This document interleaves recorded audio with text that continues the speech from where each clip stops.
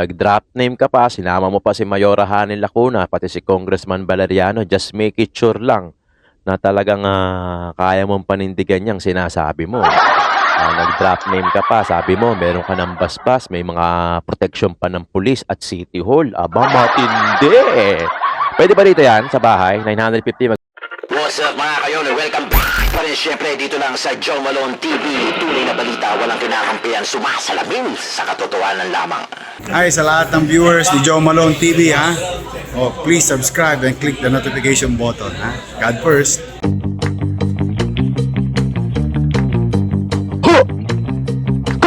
Come on. Oh yeah. Sok pa.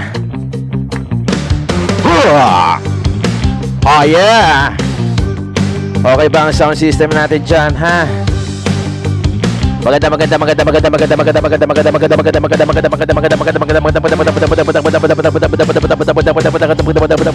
Umaga! Ayun lang. Woo! Eskelan lang pala ang katapat.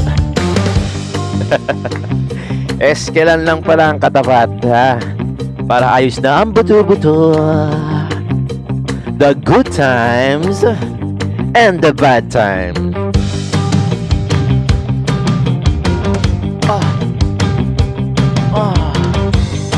Oh yeah, ayos na ang buto-buto.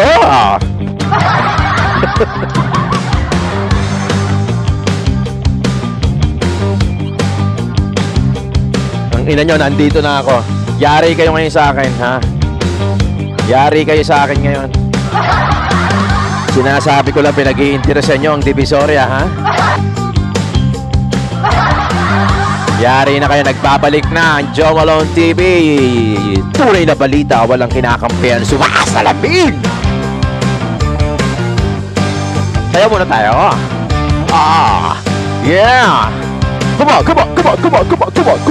Malamig, come on. Nakanig, come on.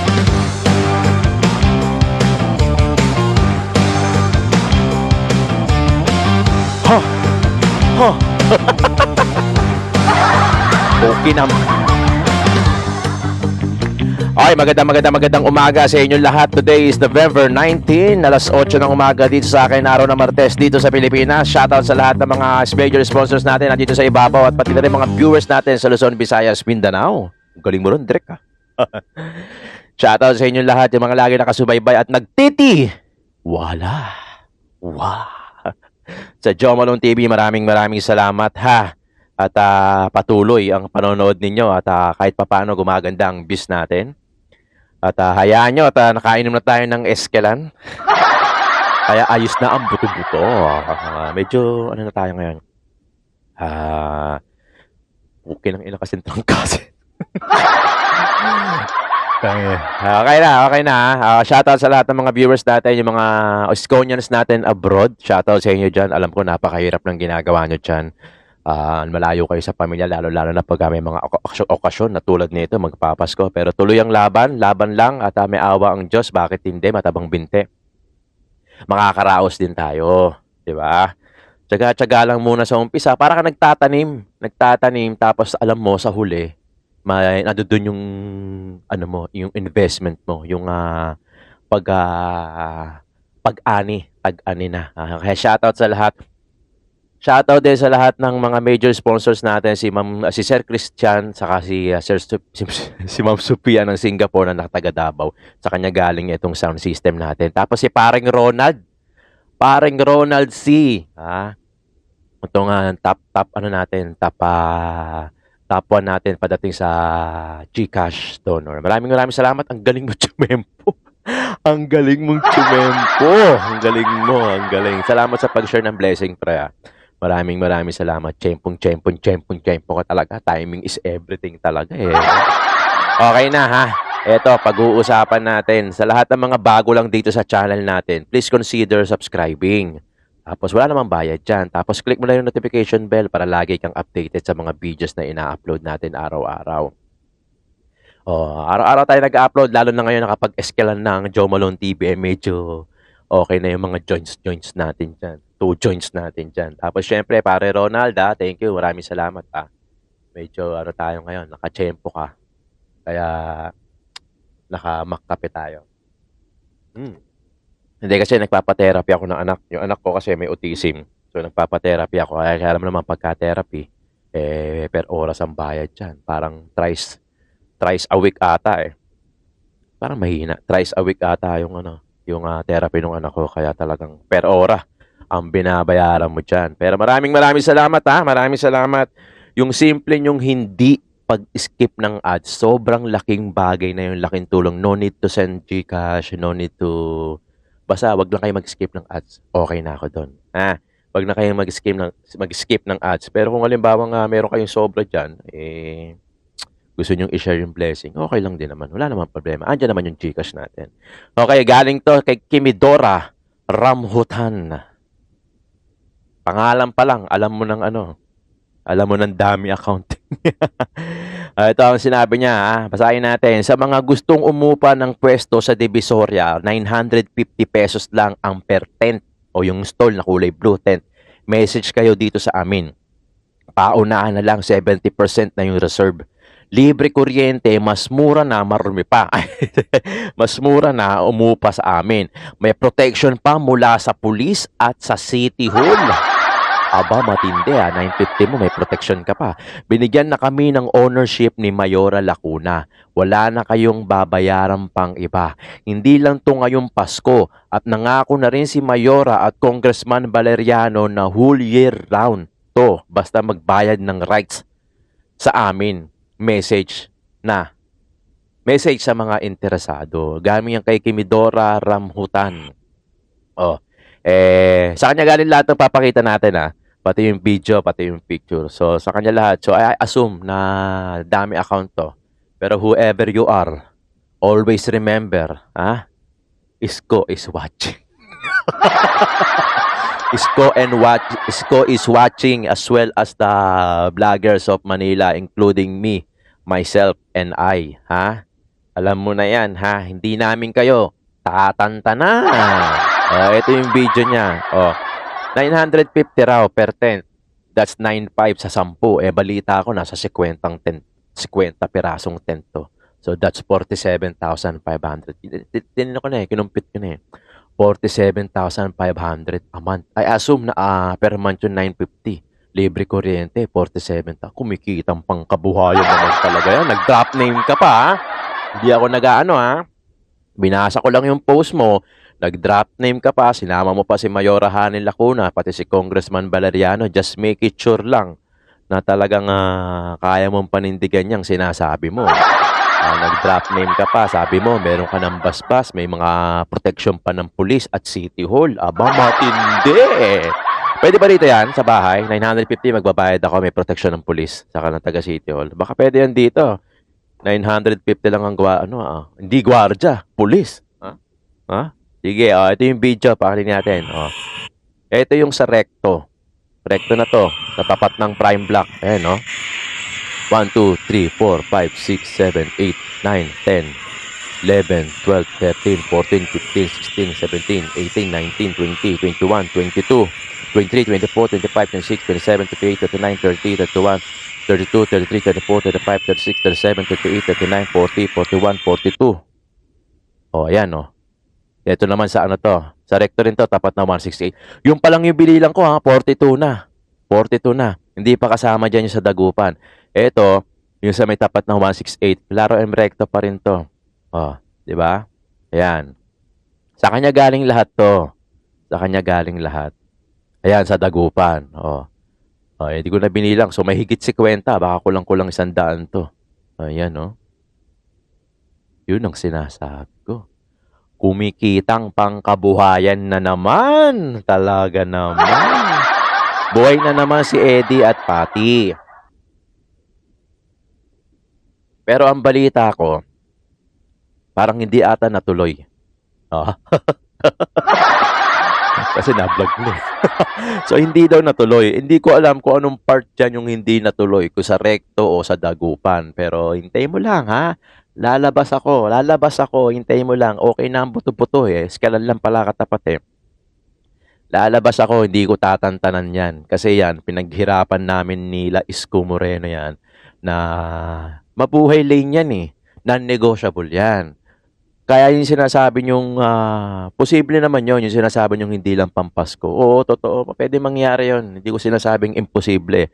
Posible yan sa inyo kasi pera-pera yang katapatan yan, eh. So, puwede yan. Puwedeng hindi lang yan Pasko hanggang sa all year round na, hanggang next year na. Pero ito sasabihin ko sa'yo, ha, sasabihin ko sa'yo, yung mga vlogger ni Isko nakaantabay lang diyan yan sa tabi-tabi. Makikita mo yan, ha, including myself. Bibidyohan ko pa kayo, tapat-tapatan pa, pasensyahan tayo. Kasi pinaghirapan din namin yan. Mabuhay lane yan. Pinaghirapan din namin i-vlog, i-maintain yan, tapos gaganyanin nyo lang. Ibabalik nyo lang yung parang panahon ni Erap. Kung totoo ngang may basbas yan ni Mayora, gaya ng sinabi mo, ha? Ikaw nagsabi niyan, at ni Congressman Valeriano, pwede naman yon, wala namang problema. Pero ang problema kasi doon, baka mapasama yung imahe ng boss nyo. Di ba? Si Kong Valeriano, pati na rin si Hanel Lacuna. Kung totoo nga, ha? Kung totoo nga, pati nagbanggit ka pa ng merong protection pa ng pulis. Malamang yan, may hawak ng Divisoria yan. Dagupan yan, o saka Recto, kung sino man yung istasyon na may hawak dyan. I'm sure, ha? I'm sure, may sinasabi mong may basbas o madadamay din sila, ha? Pwedeng makabuti sa mga vendor kasi magkakaroon sila ng pwesto, 'di ba? Siyempre hanap buhay, 'di ba? Kahit na mali. Pero pwede rin mapasama 'yan. Lalong-lalo na kay Mayora kasi tatakbo yan next year, 'di ba?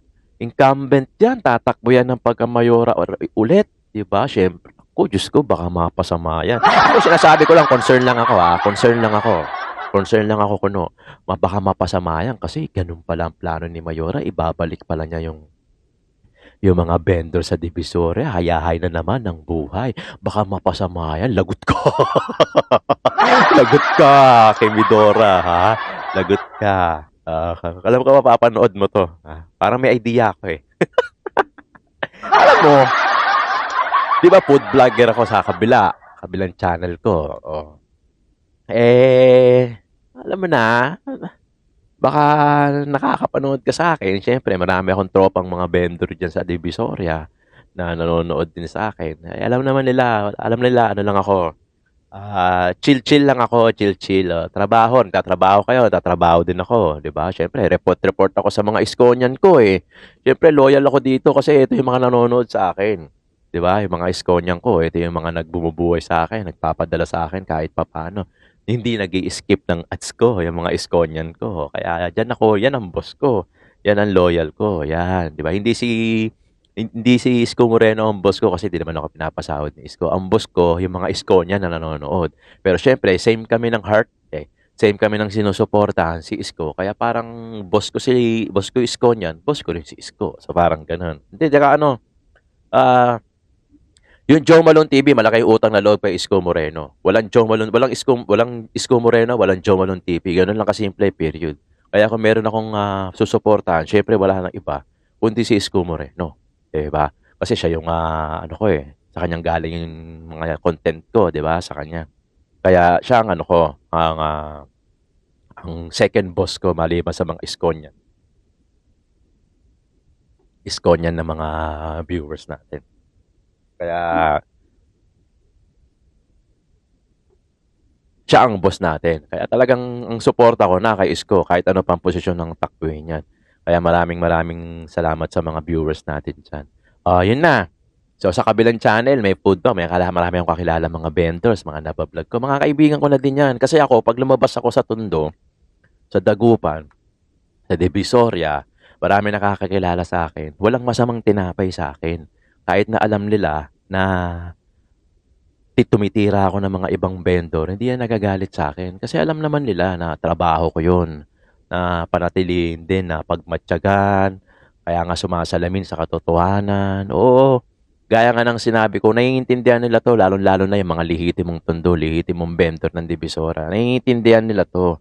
Kasi nga, kung pagbibigyan mo lahat ng vendor na makapagtinda sa Divisoria, kulang yan. Punong-puno kasi yan eh. Kukulangin ang buong Divisoria sa dami ng gustong makapagtinda. punong-puno yan ulit gaya ng dati, ng panahon nila ERAP. Pero pwede ba yun? Siyempre hindi pa pwede yun. Parte ng disiplina, merong masasacrifice na hindi makakapagtinda, merong mga maswerte na makakapagtinda, mananatili sa pwesto nila, sa mga pwedeng pagpwestuhan. Kumbaga, hindi lahat. Paulit-ulit ko itong sinasabi para paulit-ulit yung maintindihan at tumatak sa mga isipan nyo na aming mga vlogger, hindi kami, well, ako hindi ako naninira. Sinasabi ko lang kung ano yung totohanan. Alam nyo yan, di ba?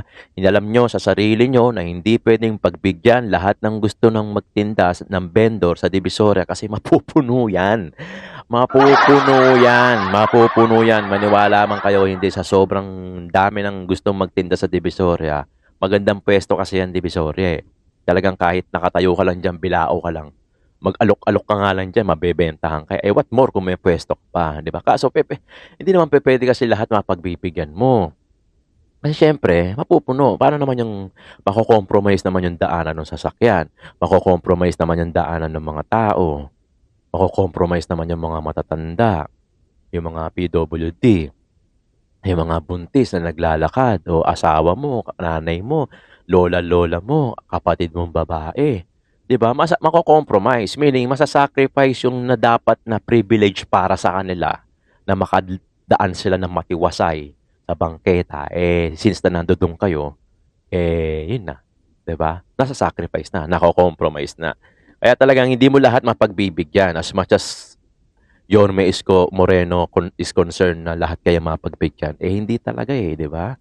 So, malas, sorry na lang dun sa mga iba na hindi mapagbibigyan. Pero, 'di ba? Yun naman eh para sa pangkalahatan, 'di ba? Hindi lang 'to basta makapagtinda ka, kumita ka, mabuhay mo yung pamilya mo. As kumbaga, bilang mayor, bilang thinking ng mayor kasi pangkalahatan eh, hindi naman pwede. O sige, gusto ko makapagpwesto kayo diyan. 'Di ba na masacrifice na yung daanan ng mga buntis ng mga lola at lola natin. Basta kayo makapagpwesto kayo diyan, makapagtinda kayo para pag-uwi nyo after the day, meron kayong kinita, mauuwi nyo sa pamilya nyo. Hindi naman ganoon ang thinking ng mayor eh. Hindi yung isang public servant eh. Kasi ang thinking ng public servant, pangkalahatan. Para sa ikabubuti ng lahat. Hindi para sa ikabubuti ng iilan. Okay? Ayan. Maliwanag, di ba? Maliwanag kasi gusto ko dito, hindi lang kayo basta nanonood. Gusto ko may natututunan din kayo. Two-way to eh. May natututunan ako sa inyo, may matututunan kayo sa akin na hindi lahat mapagbibigyan. Hindi ganun ang thinking ng isang public servant, na isang mabuting public servant. Kailangan para sa interest ng karamihan, hindi para sa interest ng iilan. Yan. Sana na-gets mo na. Sana matiwasay. Sasabihin mo, paano naman yung mga tao, mga vendor na gusto makapaghanap buhay? Ayun na, sinagot ko na. Hindi mo lahat mapagbibigyan. Sorry. Hindi lahat mapagbibigyan. Hindi lahat makakakuha ng pwesto. Tatak nyo na yan. Hindi lahat mapagbibigyan. Hindi lahat makakakuha ng pwesto. Iilan lang yung makakapwesto. Kasi iilan lang naman yung pwede. Kaya sorry, madiskarte naman ng Pinoy, madiskarte naman ng tayo eh. Mag-venture na lang tayo sa ibang klaseng negosyo. Online. Pwede, di ba? Huwag niyo sasabihin na madaling sabihin, mahirap gawin. Hindi. Nagawa nga natin yan bilang Pilipino. Nakapag-diskarte nga tayo ng pandemic eh. Di ba? Ngayon pa na mas nakakakilos tayo. Di ba? Wala eh. Parte kasi yun ng disiplina. Parte kasi yun ng disiplina na talagang hindi lahat mapagbibigyan. May mga iilan lang. Sorry to say, dun sa mga iba natatamaan ko. Humingi ako ng pasensya sa inyo. Pero yung kasi yung katotohanan. Alam natin yan. Di ba? Kung laki ka ng Maynila, alam mo kung ano yung sinasabi ko. Alam mo kung ano yung mga bawat salita na lumalabas sa bibig ko. Kasi alam mo na totoo. Na talagang eto yung nangyayari, realidad sa Divisoria, realidad sa mga vendor. Nasaksihan ko yan kasi nagki-clearing kami ng Divisoria. Nasaksihan natin yung yung dami, yung worst ng Divisoria. Di ko na kailangan ipakita. Search nyo na lang sa Google Divisoria before and now. Then and now. Before and after. I-search nyo para makita nyo kung gaano. Baka nakakalimutan nyo kasi kung ano yung itsura ng Divisoria noon na talagang putya. Pag namimili ako dyan sa kagustuhan kong makamura.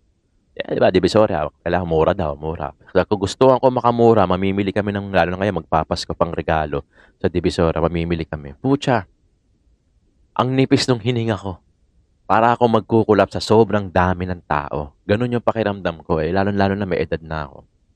Ganun yung pakiramdam ko. Kung bata-bata pa ako, walang problema. Eh, paano, ako yun ha, ako na yun ha. Eh, paano yung mga lola't lola natin na gusto lang mamasyal sa Divisoria? Na hindi na makapunta kasi sa sobrang dami ng tao.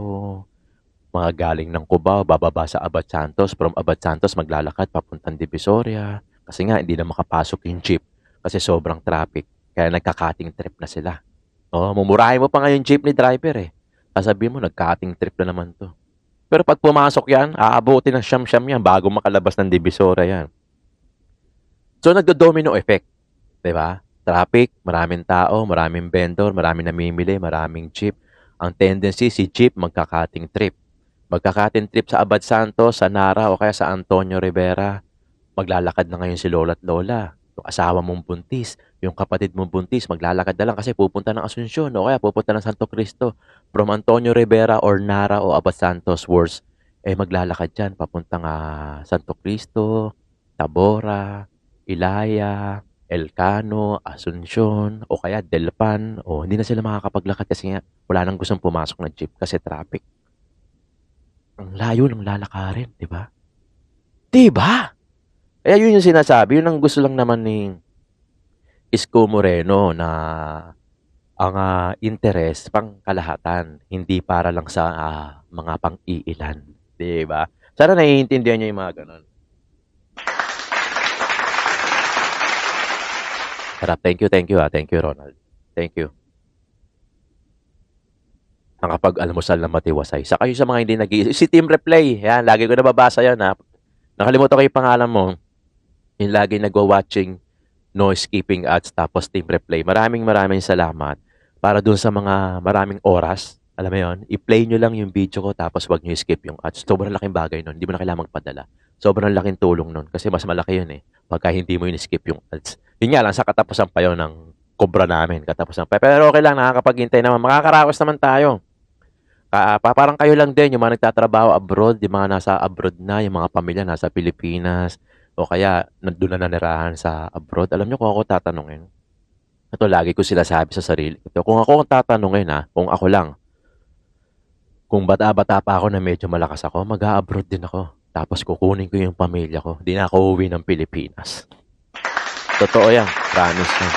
Uwi ako ng Pilipinas para bakasyonan. Hindi na siya yung pang Kung solo ka lang, pwede pa eh. Pwede pa pang ilaban yung Pilipinas eh. Kasi solo ka lang. Alam mo yun. Pero pag may anak ka na, tapos plus yung gobyerno ng Pilipinas, ganon. Parang para sa akin ang Pilipinas para siya sa mga hindi para siya sa mga walang hindi siya para sa mga may anak. Yan, yung pala tama. Sorry. Hindi siya para dun sa mga may anak na aasa kayo sa gobyerno, yung higpit ng gobyerno, yung ganda ng gobyerno. Sorry to say, pero hindi gano'n ang Pilipinas. Kaya nga lagi akong inang-eengganyo sa inyo na paupuin natin yung mga talagang merong malasakit na nagtatrabaho. Hindi yung basta nagtatrabaho lang na walang malasakit. Gaya ni Isko Moreno. 'Di ba? Yung corruption, hindi naman mawawala yan eh. Even Yorme Isko Moreno, hindi ko alam. Pero syempre, yung corruption hindi mawawala. Pero pipili ka na lang eh. Pipili ka na lang. Di ba nga sabi ni Digong, yung corruption hindi mawawala sa Pilipinas. Pero pwede mo malesen. Kumbaga, ultimo nga barangay tanod chairman eh. Huwag mong sabihin hindi, di ba? Di naman ako iprokito. Di ba? Alam natin na lahat yan. Hindi matutulongges ang tunay na malilenyo. Di ba? So, nangyayari talaga yung corruption, pipili ka na lang ng hindi masyado. Di ba? Na kahit papano may ginagawa sa bayan, nakikita mo yung ginagawa sa bayan. Di ba? Hindi gaya nung iba na talagang todo kurakot lang. Di ba? Hindi na mawawala yung corruption. Talagang kakaibat na yan sa Pilipinas. Kaya kung ako tatanungin, pag bata-bata pa ako, makapag-abroad, pucha, hindi ako babalik ng Pilipinas. Babalik ako, gagawin kong pasyalan to. Punta ako ng Palawan, punta akong Boracay, gaya ng ginagawa ng iba. Pero para sabihin na tumira dito, palakihin yung pamilya ko, mga anak ko, pusang gala. Dinala ako sa mga magagandang bansa, di ba? Ewan ko kung may pag-asa pa yung Pilipinas. Hindi ko alam, parang kasi dito sa atin sa Pilipinas, pagka wala kang pera, pucha, yari ka. Pag mahirap ka, tapos ka ngayon. Pero pag may pera ka, walang problema. Di ba? Kaya mo mabuhay. Yung mga may pera nga, no, nag-pandemic, yung mga mayayaman, no, sila yung mga hindi masyadong naapektuhan. Hindi lahat, Sila yung mga hindi masyadong naapektuhan. Pero yung mga mahihirap, yun yung naapektuhan.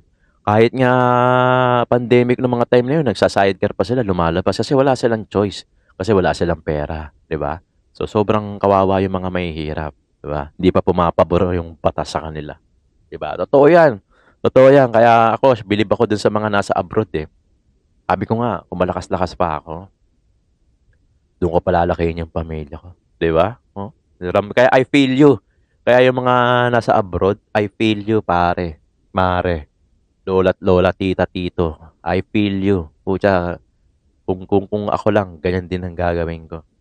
Pero hindi pa naman huli ang lahat. Malay mo, di ba? Medyo lumalaki na yung mga anak ko. Baka sakaling makapag-abroad, mahila ko sila. Di ba? Makaranas man ng good governance. Di ba? Good politics, good governance gaya ng Singapore. Minsan nakapag-shoot ako ng prenup sa Singapore. Grabe. Wala masyadong yung gasoline station sa Singapore. Meron lang isang lugar na ando doon sila lahat. Di gaya dito na bawat kanto, merong gasolinahan. Kaya talagang pag yung pollution, sa Singapore talagang magpapupunta sila sa isang lugar na yon para magpagas. Kasi nga, wala masyado mga gasolinahan doon sa Singapore. Kumbaga, meron lang designated. Hindi siya yung kaya sa Pilipinas na kada kanto meron. Iba-ibang brand pa. Di ba? Tapos, yung isang poste ng Singapore, puro CCTV yun. Tapos, pag may ginawa kang krimen, mayat-maya, andyan na sila. Di ba? Ganun kaganda sa Singapore. Napunta ako dyan, talagang ang sarap. Sarap. Lahat disiplinado.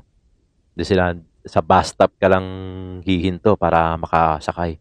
Hindi gaya rito, kahit alanganin, isasakay ka. Tumatakbo pa nga, nasa gitna nga ng kalsada, isasakay ka kahit anong mangyari. Okay mga kayon, maraming salamat sa pagtutok at pagsubaybay syempre dito sa Joe Malone TV. Ayun na, nagbalik na ang Joe Malone TV. Kailan lang pala katapat. Medyo lumakas-lakas na tayo ng konti. Yung mga joints natin medyo, alam mo yon, medyo umokay na. Shoutout nga pala doon sa nagsabi na minsan mag-calcio survey day ang ako, si host. Kasi nga para may exercise yung tuhod. Maraming salamat sa concern. Gagawin natin yan.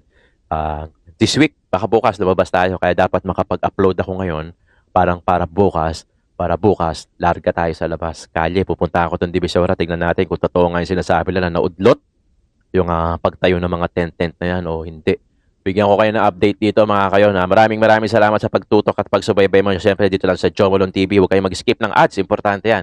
Tapos siyempre kung bago ka sa channel ko, mag-subscribe ka na. Click mo na yung notification bell para lagi kang updated sa mga videos na ina-upload natin patungkol sa Maynila at sa national na mga nangyayari dito sa ating bansa sa Pilipinas. Siyempre, maraming salamat sa inyo mga kayon. Joe Malone TV. Tunay na balita, walang kinakampihan. Sumasalamin sa katotohanan lamang. Still, siyempre, God first.